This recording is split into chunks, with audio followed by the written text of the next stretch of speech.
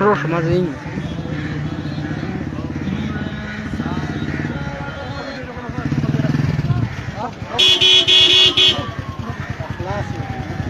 أرغان تطور أنا أقول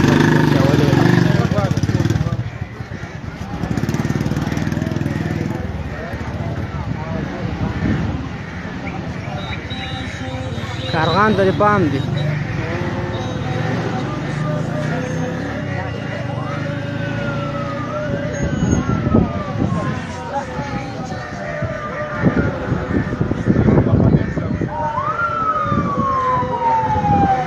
ولعلم كم فلان